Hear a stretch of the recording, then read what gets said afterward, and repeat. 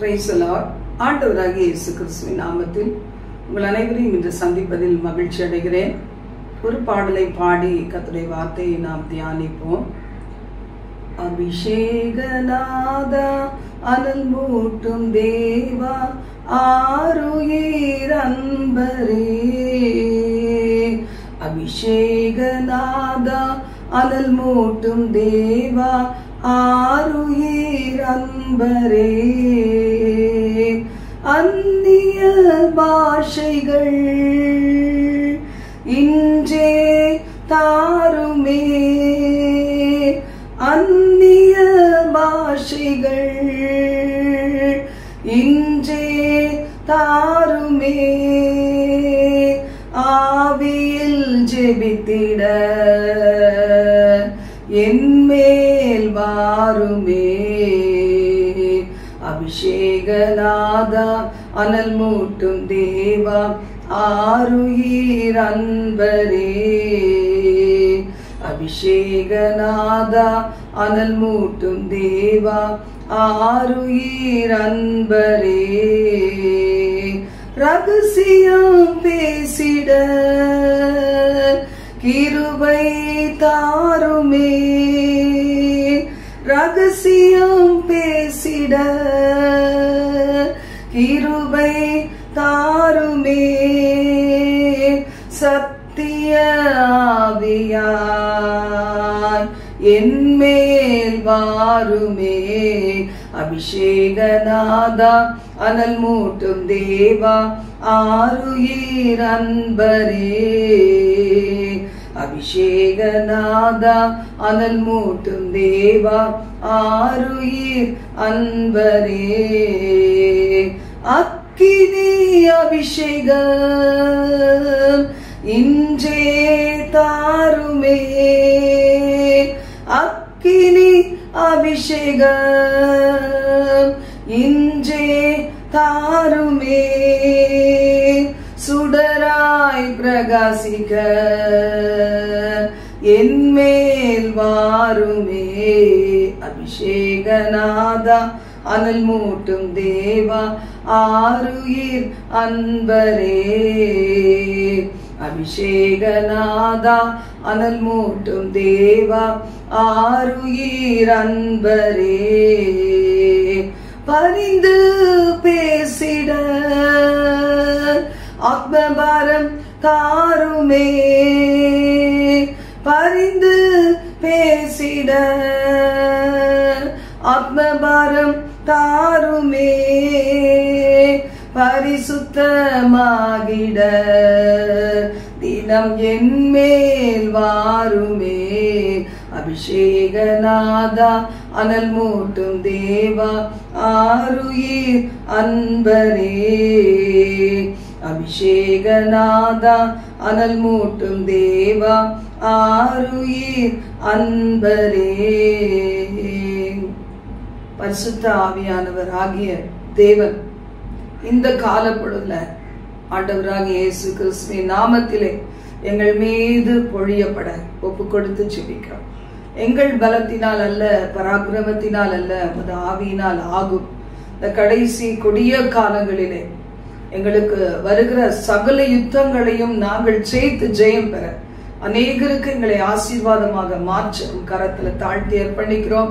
எங்க தேசத்தையும் உலக நாடுகளின் ஒவ்வொரு பகுதிகளையும் இந்த இரத்தத்திலே நீர் மூடி மறைப்பீராக.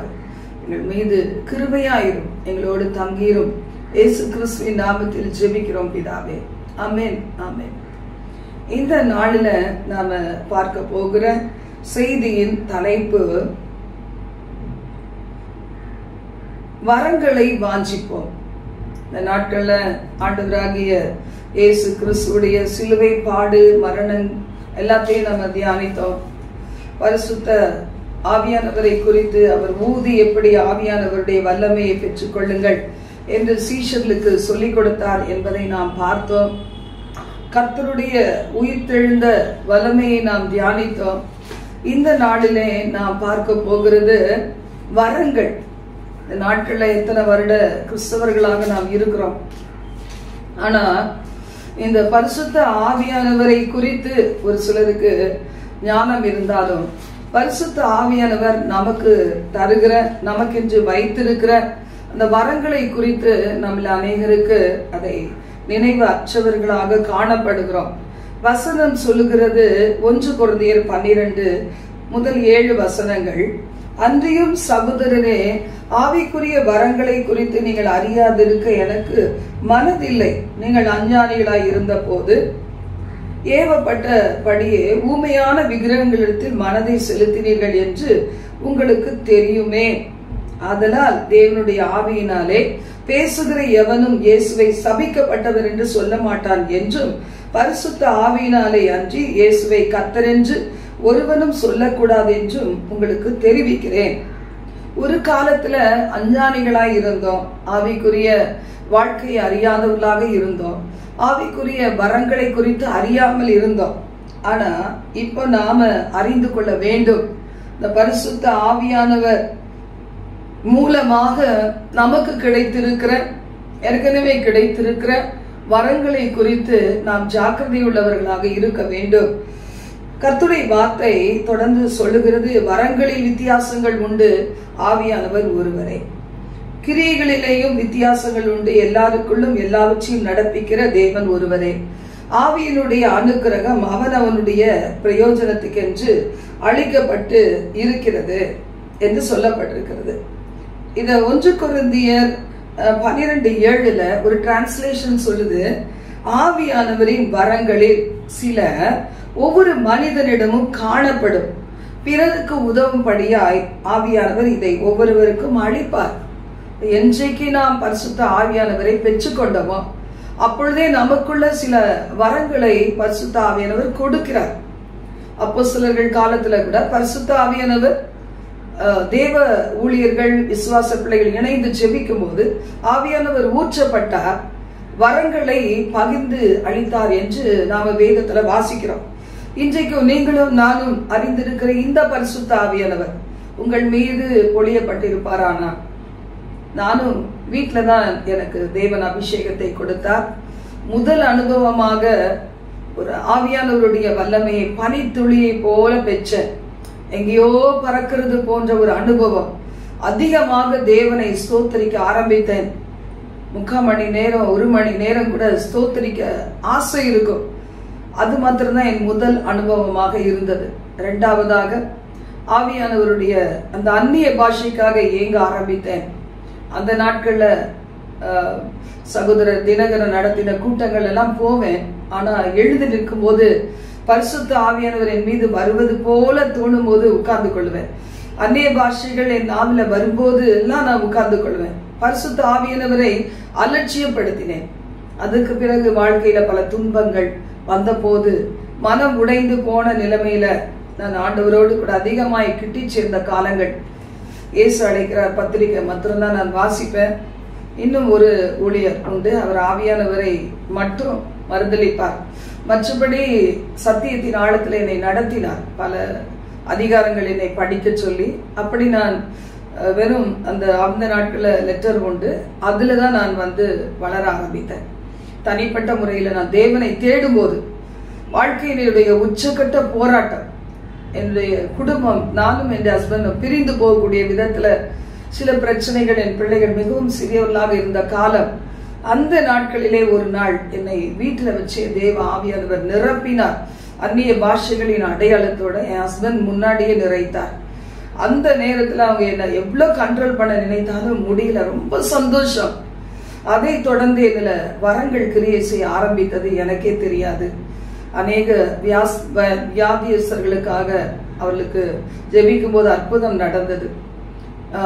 அப்படி சில காரியங்கள்.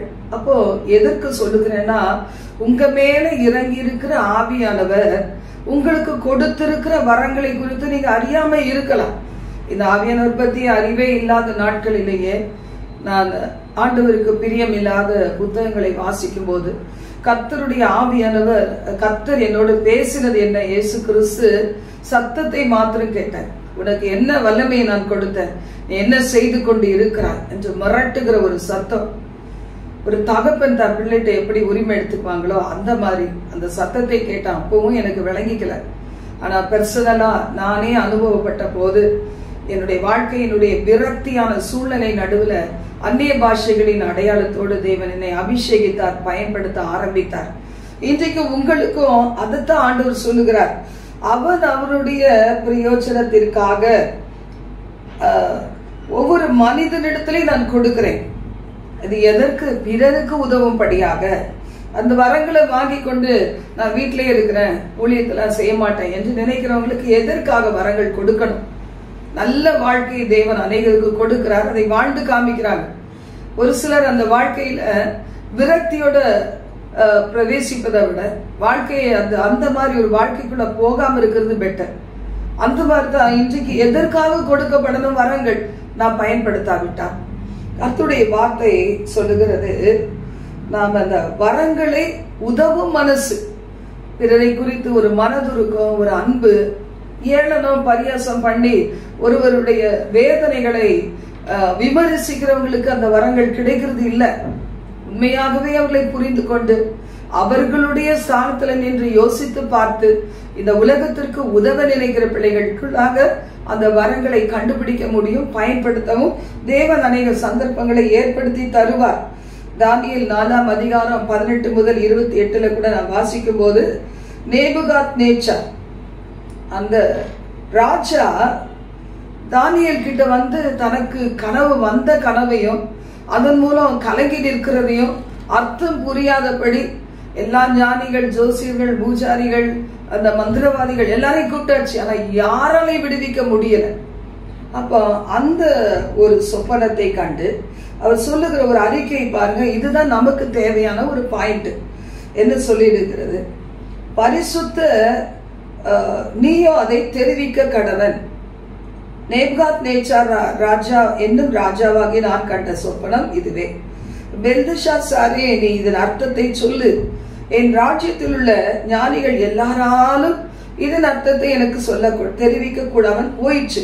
நீயோ அதை தெரிவிக்கத்தக்கவன். பரிசுத்த தேவர்களுடைய ஆவி உனக்குள் இருக்கிறதே. இந்த ஒரு கிருபை நம்ம பெற்றிருக்கிறோமா? ராஜாக்களை பணிந்து கொள்ளக்கூடிய விதத்துல தானியேலுக்குள்ள இருந்த அந்த விசேஷித்த தேவர்களின் ஆவி அவங்களுக்கு அதான் புரிஞ்சிச்சு. அப்ப இன்றைக்கு அந்த பரிசுத்த ஆவியானவர், அவருடைய வரங்கள் நமக்குள்ள இருக்கிறதா? இன்னைக்கு உலகம் ரட்சிக்கப்பட வேண்டும். தானியேலுக்கு ஒரு டைட்டில் இருந்தது, அதாவது மனுஷர்களோடு அல்ல, பரிசுத்த தேவர்களுடைய ஆவி, மாம்சமானவர்களுடைய வாசம் பண்ணாதவர்களுக்கு கிடைக்கிற ஒரு அபிஷேகம் என்று இந்த தானியேல் அதிகாரத்துல சொல்லப்பட்டு இருக்கிறது. இந்த டைட்டில் நமக்கு இருக்கா? நம்ம குறிச்சு என்ன டைட்டில் இருக்கு? கடன்காரங்க, வாயாண்டியானவங்க, சண்டைக்காரங்க, அப்படி கலகக்காரங்க, பண ஆசை பிடிச்சவங்க, மாம்ச இச்சையில வாழுகிறவங்க, இந்த டைட்டிலா? இல்ல இப்படிப்பட்ட ஒரு டைட்டில் நமக்கு தேவன் கொடுக்க முடியுமா? உலகம் கொடுக்க முடியுமா? இன்னைக்கு உலகம் எதிர்நோக்கி இருக்குது. யார் என்னை விடுவிப்பார்? நிர்பந்தமான மனுஷன் நான். யார் என்னை இந்த மரண சரீரத்திலிருந்து விடுதலை ஆக்குவார்ன மாதிரி புரியாத குழப்பங்கள், அநேக குழப்பங்களால் வாடிக்கொண்டு இருக்கிற இந்த உலகத்திற்கு நீங்களும் நானும் தேவை. பரிசுத்த ஆவியானவருடைய அந்த உயிர் தெழுந்த வல்லமை எல்லாவற்றையும் அங்கீகரிக்கிற நமக்கு வரங்களை குறித்த அறிவு நமக்கு தேவை.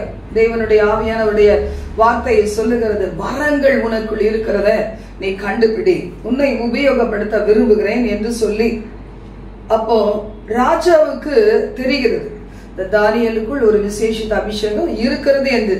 தானியேல் 4ஆம் அதிகாரம் 19 முதல் 28 வசனங்கள். இதை கேட்ட உடனே சற்று திகைத்து சிந்தித்து கலங்கினான். அதுக்கு பிறகு அர்த்தம் புரிஞ்சிருச்சு. இன்னைக்கு நமக்குள்ள கூட இந்த வரங்கள் இருந்ததுன்னா நமக்கூட எல்லாருடைய அந்த கலக்கங்கள், அதுக்கு நம்ம ஒரு முடிவை கொண்டு வர முடியும். இந்த இடத்துல இந்த பெல்தஷாத்சார் இவன் என்ன சொல்லுகிறான்னு சொன்னா, தானியேல் என்ன சொல்லுகிறார்னா, இந்த சொப்பனம் உடைய பகைஞரிடத்திலையும் உண்மை பகைக்கிறவர்களிடத்திலையும் சத்துருக்களிடத்திலையும் நிறைவேறினா நல்லது அப்படின்னு சொல்லிட்டு அவர் சொல்லுகிறார். நீதான் அந்த கனவு முழுவதையும் நம்ம வாசிக்க நேரம் இல்லை. ஆனாலும் இதுல ஒரு சில நமக்கு இன்றைக்கு தேவையானதை நாம் பார்ப்போம். ராஜாவே, அதன் அர்த்தமும் ராஜாவாகிய என் ஆண்டவன் பேரில் வந்த உன்னதமானவருடைய தீர்மானம் என்னவென்றால், மனுஷர் நின்று நீர் தள்ளிவிடப்படுவீர், வெளியின் மிருகங்களோட சஞ்சரிப்பீர், மாடுகளைப் போல புல்லை மேய்ந்து ஆகாயத்து பனியிலே நனைவீர். உன்னதமானவர் மனுஷருடைய ராஜ்யத்தில் ஆளுகை செய்து தமக்கு சித்தமாய் இருக்கிறவருக்கு அதை கொடுக்கிறார் என்பதை நீர் அறிந்து கொள்ள மட்டும். அந்த 7 காலங்கள் உடைய பேரில் கடந்து போக வேண்டும். ஆனாலும் விருட்சத்தின் வேர்களாகிய அடிமரம் தரையில் இருக்கட்டும் சொன்னதுனால என்ன தெரிந்து கொள்ள வேண்டும்? நீர் பரம அதிகாரத்தை அறிந்த பின்பு. இது எதை குறிக்குது? எல்லாமே நான் நினைச்சா ஒரு போஸ்டிங்ல வந்துருவேன்றது இல்ல. நான் நினைச்சா இந்த படிப்பு படிச்சுவேன், நான் நினைச்சேன்னா இப்படி எல்லாம் புகழ் வாங்கி கொள்ளுவேன் அப்படிங்கிறது இல்ல. எல்லாவற்றிற்கும் அந்த ஆண்டவருக்கு பரம அதிகாரம் உண்டு, தேவனுக்கு பரம அதிகாரம் உண்டு என்பதை நீ புரிந்து கொள்ளும் வரைக்கும், அதை நான் சொல்லும் ஆலோசனையை நீர் அங்கீகரித்துக் கொண்டு நீதியை செய்து உமது பாவங்களையும் சிறுமையானவர்களுக்கு இறங்கி உமது அக்கிரமங்களையும் அகற்றிவிடும். அப்பொழுது உம்முடைய வாழ்வு நீடித்திருக்கலாம். இது எல்லாம் அப்படியே நடந்தது. இன்றைக்கு தேவன் தேடுகிற மனுஷர்கள் நீங்களும் நானும் தான். ஆனா நம்ம எதை தேடிக்கொண்டு வாழ்ந்து கொண்டு இருக்கிறோம்? வரப்போகிற மரணத்தையா? இன்னைக்கு ஒரு நாள் சாக போகிறோம், எல்லா கடமையெல்லாம் முடிச்சிட்டோம், இனி என்ன இருக்கிறது? தேவன் கூப்பிடும் போது போகணும்னு நம்ம எதிர்பார்த்துட்டு இருக்கோமா? இல்ல உலகத்துல பேர் புகழ் பட்டம் பெரிய பெரிய போஸ்டிங்ஸ் இதை எதிர்பார்க்கிறோமா? தேவ பிள்ளைகள் சற்று வித்தியாசமாக வாழ வேண்டிய காலம் இது. கர்த்தருடைய வார்த்தை சொல்லுகிறது, தானியேல் 4ஆம் அதிகாரத்திலேயே பின்பகுதியில சொல்லப்பட்டிருக்கிறது, 29 முதல் 33. 12 மாதம் சென்ற பின்பு ராஜா பாபிலோன் ராஜ்யத்தின் அரண்மனையின் மேல் உலாவிக் கொண்டு இருக்கும் போது, இது என் வல்லமையின் பராக்கிரமத்தினால் என் மகிமை பிரதாபத்துக்கு என்று ராஜ்யத்துக்கு அரண்மனையாக நான் கட்டின மகா பெரிய மகா பாபிலோன் அல்லவா என்று சொன்னான். உடனே வார்த்தை வெளிப்படுகிறது வானத்திலிருந்து, ராஜாவாகிய நேபுகாத் நேச்சாரே, ராஜ்ய பாரம் உன்னை விட்டு நீங்கிச்சு, மனுஷனின் நின்று தள்ளப்படுவாய், வெளியின் மிருகங்களோட சஞ்சரிப்பாய், மாடுகளை போல புல்லை மேய்வாய், நீ அறிந்து கொள்ளும் வரைக்கும். இதெல்லாம் யார் கையில இருக்கு? உன்னதமான தேவன் கையில இருக்குது என்பதை நீ அறிந்து கொள்ளும் வரைக்கும் இப்படிதான் இருப்பேன்னு சொல்ற. அதே போல நடந்தது என்பதை நம்ம பார்க்கிறோம். இன்றைக்கு பெருமை வரும்போதே அது அழிவுக்கு காரணம். நான் சம்பாதிச்சேன், நான் உழைச்சேன், நான் படிச்சேன், நான் இன்டர்வியூ அட்டெண்ட் பண்ணேன், நான் கஷ்டப்பட்டு பகலிரவா உழைச்சேன், நான் சம்பாதிச்ச பணத்துல இவைகள் எல்லாம் வாங்கினேன் சொல்லும் போதே அது அழிவுக்கு காரணமானது. அதனால்தான் தேவ பிள்ளைகள் பெருமையை விட்டுறணும். கர்த்தரை அறியாதவங்க எப்படி இருந்துட்டு போட்டோம், தேவனை அறிந்த நாம் அந்த பெருமையை விட்டுவிட வேண்டும். 2 தீமோத்தேயு 2:20-21 வாசிக்கிறோம், ஒரு பெரிய வீட்டிலே பொன்னும் வெள்ளியுமான பாத்திரங்களும் அல்லாமல் மரமும் மண்ணுமான பாத்திரங்களும் உண்டு, சில கனத்திற்கு சில கனவீனத்திற்கு மானதைகள் ஆகியா. ஒருவன் அதுக்கு முன்னாடி சொல்லப்பட்டிருக்கிற பணாச மற்ற விதமான இச்சைகள், உலகத்திற்குரிய இச்சைகள், இதையெல்லாம் விட்டு விட்டு உன்னை சுத்திகரித்து கொண்டால், இன்னைக்கு நாம் அடிபடும் போது என்ன செய்யணும்? நானும் வெளியே வரணும், மற்றவர்களே விடுதலையாக்க வேண்டும், அதற்கான வரங்களால் நிரப்பும் அந்த ஆசை இருக்கணும்.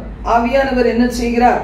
அதை பகிர்ந்து கொடுக்கிறார். ஒருவனுக்கு ஆவியினாலே ஞானத்தை போதிக்கும் வசனம், ஆவியினாலே அறிவை உணர்த்தும் வசனம், விசுவாசம் குணமாக்கும் வரும், அற்புத செய்தியும் சக்தி, தீர்க்க தரிசனம் உரைத்தல், ஆவிகளை பகுத்தறித்தல், பற்பல பாஷைகளை பேசுதல், வியாக்கியானம் பண்ணுதல், எல்லாமே பகிர்ந்து அளிக்கப்படுகிறது என்று 1 கொரிந்தியர் 12ஆம் அதிகாரம் 8 முதல் 11 வசனங்கள் சொல்லப்பட்டிருக்கிறது.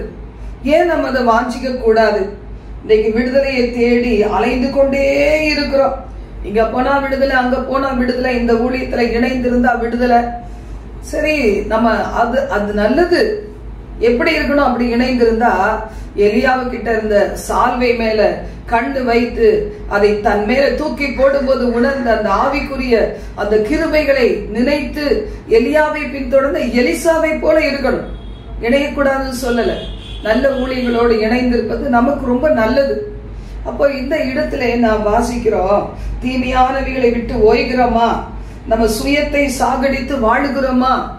எத்தனை பாவங்கள் நம்மை சூழ இருக்குது பாருங்க.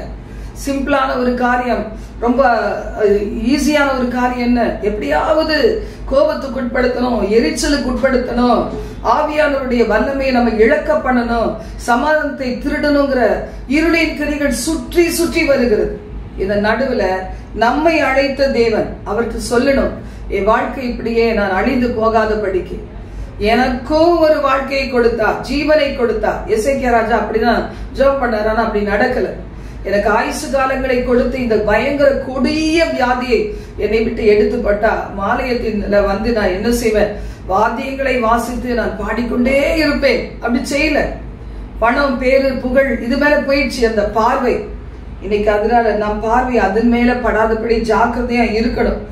எலிசாவுடைய வாஞ்சை உங்களை பார்க்கணும் எல்லாரும் சொல்றாங்க. ஆனா அந்த தடைகள்லாம் தாண்டி 2 ராஜாக்கள் 2:9 முதல் 14 வாசிக்கிறோம். எலியா சொல்றார், அரிதான காரியத்தை கேட்டாய், உன்னை விட்டு நான் எடுத்துக்கொள்ளப்படுகையில் என்னை நீ கண்டால் உனக்கு கிடைக்கும். யாக்கோபுக்கு பாத்தீங்களா, பொழுது விடிய போகிறது, நான் போகிறேன் போகிறேன். அப்ப அந்த தூதன் கிட்ட, இல்ல என்னை ஆசீர்வதித்தா நான் விடுவேன். உடனே ஆசீர்வாதம் கிடைக்குது.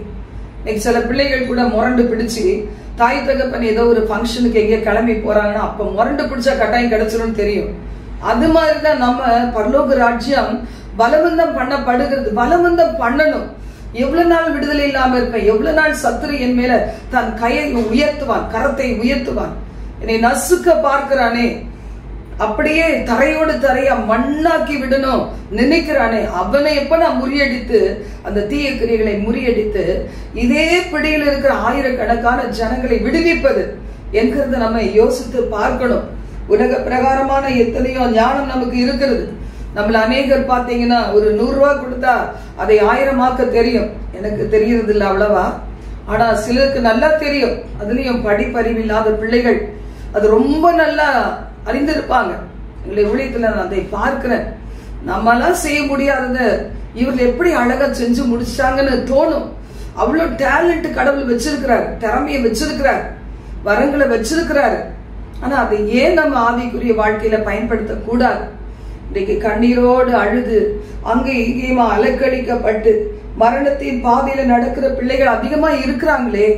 கர்த்தரை வார்த்தை சொல்லுகிறது, மத்தேயு 14:23 முதல் 33 வாஞ்ச மட்டும் இல்ல, விசுவாசங்கிற வரம், விசுவாசங்கிற கனி நமக்கு தேவை. பேதுருக்கு பாருங்க, ஆண்டவரை பார்த்த உடனே என்ன ஆசை இருந்துச்சு, கடல் மேல நடந்து வந்தார் ஆண்டவர். எதற்காக வந்தார்? தம்முடைய சீஷர்களை காப்பாத்துறது. அவங்க நடு கடல்ல சிக்கி கொண்டாங்க. அப்ப அந்த நேரத்தில் அவளை காப்பாத்துறதுக்காக என்ன செய்தாரு, நடுக்கடல் வரைக்கும் கடலின் அலை மேல நடந்து வருகிறார். அப்போ பேதுரு பார்க்கிறான், ஆண்டவரை நடப்பது நீரே, ஆனா நானும் உங்ககிட்ட நடக்கணும் வான்னு சொல்லிட்டார். ஆனா அவன் என்ன செய்கிறான், அந்த கடல் அலையின் மேல நடந்து வரும்போது சூழ்நிலைகளை பார்க்கிறான், கலங்கி போகிறான். உடனே ஐயோ நான் கீழே விழுந்து விடுவேனே நினைக்கும் போது ஆண்டவர் இயேசு அவனை கையை தூக்கி பிடித்து அவனை படகுல ஏற்றுகிறார். கடல் காற்று அமர்ந்தது, காற்று அமர்ந்தது, புயல் அமர்ந்தது என்று வேதம் சொல்லுகிறது. இன்னைக்கு உங்களை என்னைய கர்த்தரை எதிர்பார்க்கிறது உயர்ந்த நோக்கத்தோடு. இந்த உலகத்துல சில்லறைங்க நிறைய இருக்கும். அந்த சில்லறை எல்லாம் நம்ம கிட்ட பணம் நிறைய சில்லறை காசு முழுக்க நம்முடைய பர்ஸ்ல வைக்க விரும்புவோமா? அதை மாத்தி ஒரு சில நோட்டுகள் இருந்தா போதும் நினைப்போமா? இப்படி இந்த உலகத்துல இருந்து நமக்கு வருகிற எல்லா டிஸ்ட்ராக்ஷன் நம்முடைய கவனத்தை சிதறடிக்கிறதுல ஒன்றுத்துக்கு உதவாது. அது பூமிக்குரியது, பிசாசின் தன்மை உரியது. இதை நம்ம விட்டு விட்டு மேல் நோக்கி நாம பார்க்கும் போது, உன்னதத்தை பார்க்கும் போது, உன்னதத்தின் வரத்தால் நிரப்பப்படும் போது நம் மூலம் அநேகர் ஆசீர்வதிக்கப்படுவாங்க. ஒரு அர்த்தமுள்ள வாழ்க்கை வாழ்ந்து முடித்து பரலோக ராஜ்யத்துக்கு நாம் சென்று அநேக வரங்கள், அநேக நன்மைகள், நமக்காக வைத்திருக்கிற பொக்கிஷங்கள், இதை சுதந்திரித்துக் கொள் என்று சொல்லுகிற ஆண்டவர் இயேசு கிறிஸ்துவின் அன்பான குரலை கேட்டு நம்ம மகிழ முடியும். ஜெபிக்கலாம். எங்கள் பரலோக தேவனே, இந்த சத்தம் கேட்ட தமது பிள்ளைகள் ஒவ்வொருவரையும் ஆசீர்வதிப்பீராக. என் அன்பு தகப்பனே, பூமிக்குரியவைகளை நோக்கி இருக்கிற கண்கள் ஆவிக்குரிய மேலானவைகளை நோக்கி இருக்கும்படி கண்களை திருப்புவீராக, சிந்தனையை திருப்புவீராக. கிறிஸ்துவின் சிந்தைகளுக்கு கொடுப்பீராக. இன்றைக்கு நாங்க ஆண்டவரை எப்படிப்பட்ட பாதையில நசுகி நசுகி நசுகி வாழ்ந்து கொண்டு இருக்கிறோமோ அவைகளிலே பிசாசின் தலையை துணையோடு நசுக்கி ஜெயம் எடுத்து அநேகரை வெளியிலே ஆண்டவரே ஒரு எதிர்காலம், பிரகாசமான எதிர்காலத்திற்குள் கொண்டு வர எங்களை கருவிகளாக பயன்படுத்த எங்கள் குடும்பங்கள் மீது இந்த கிருபை வைத்தருளும். உன் வாயிலிட்ட வார்த்தைகளில் உன் மீது வைத்த ஆவியும் சந்ததி விட்டும் சந்ததியின் சந்ததி விட்டும் விலக்குவதில் என்ற வார்த்தையை உறுதிப்படுத்துவீராக. நாங்கள் எழும்பி பிரகாசிக்க உங்க வருகை தாமதமாகுமானால் ஒவ்வொருவரும் எழுந்து பிரகாசிக்க கிருபை தருவீராக. ஆசீர்வதிப்பீராக. கட்டுகள் உடைக்கப்படுவதாக, கண்ணிகள் துரிப்புண்டு போவதாக. பரிசுத்த ஆவியானுடைய கிருபை வரங்கள் வல்லமைகள் அதிகமாய் அவள் மீது பொழியப்படுவதாக. பயன்படுத்தும் ஆசீர்வதியும் உங்க நாமத்தை மாத்திரம் மகிமைப்படுத்திக் கொள்ளும். இயேசு கிறிஸ்துவின் மூலம் ஜெபிக்கிறோம் பிதாவே. ஆமென், ஆமென்.